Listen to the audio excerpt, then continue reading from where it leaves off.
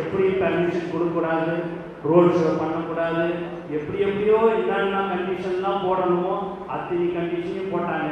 நான் நீ எத்தனை கண்டிஷன் போட்டாலும் சரி, அத்தனை கண்டிஷனையும் நான் சரி பண்ணி என் தலைவரை நான் வரவேற்பேன் என்று சொல்லக்கூடிய அண்ணன் கேஎஸ் அவர்களுக்கு மீண்டும் இந்த நேரத்தில் நான் நன்றியை தெரிவிக்கிறேன். ஆகவே நீங்கள் எல்லோரும் 17ஆம் தேதி ஆவலுடன் காத்து கொண்டிருப்பீர்கள் என்பது எனக்கு தெரியும்.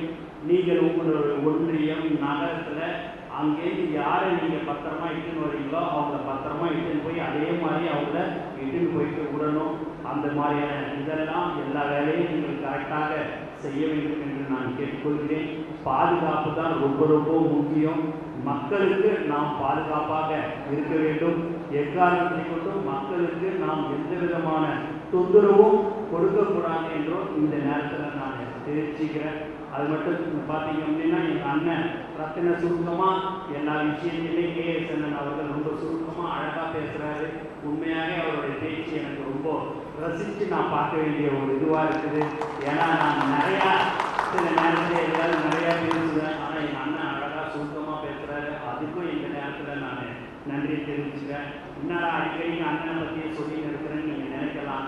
உண்மையாக மனசார எங்கள் தளபதி அவரிடம் கையை காட்டி அண்ணனுக்கு எந்த ஒரு சின்ன குறையோ மரியாதை குறையும் இல்லாமல் இருக்கக்கூடாது.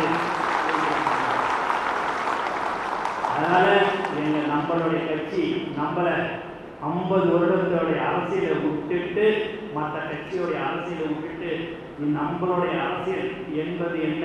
கடந்த 30-32 வருடமாக நலத்திட்ட உதவிகளில் மக்களுக்கு சேவை செய்யும் போன்ற ஒரு கட்சியாக நம்மளுடைய தமிழக வெற்றி கழகம் இருந்து கொண்டிருக்கிறது. அந்த கட்சியில் நம்ம அண்ணன் இன்னைக்கு வந்திருக்கிறாரு. அவர் மந்திரியா இருக்கும்போது எவ்வளோ பள்ளிக்கூடம் காலேஜுக்கு எல்லாமே கொடுத்தாரு, இடம் கொடுத்தாரு, எல்லாமே கொடுத்துருக்கிறாரு. பள்ளிக்கூடத்துக்கு சாங்ஷன் பண்ணியிருக்கிறாரு, நிறைய திட்டங்களை செய்திருக்கிறாரு. எவ்வளோ பேர் நான் இங்கே ஈரோட்டில் பார்க்கும்போது அவர் சேர்ந்தது ரொம்ப சந்தோஷங்க. எனக்கு அவர் வேலை வாங்கி கொடுத்தாருக்கெல்லாம் சொல்லும் போது உண்மையாகவே பெருமையாக இருக்கிறது. அவர் நம்முடன் இருக்கிறார். நம்மளுடைய ஈரோடு மண்ணு சொந்தக்காரர் இருக்கிறார் என்பது மிக மிக சந்தோஷமாக இருக்கிறது என்று நான் சொல்லிக்கொள்ள ஆசைப்படுகிறேன்.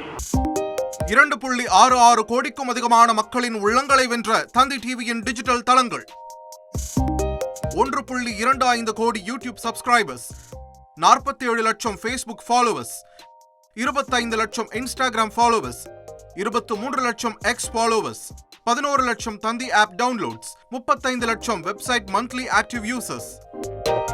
அசுரபலம் கொண்ட எங்கள் டிஜிட்டல் கரங்களில் உங்கள் விளம்பரங்களை சேர்க்க வாட்ஸ்அப் பண்ணுங்க 8939888378. Email advttanditv@dttv.in.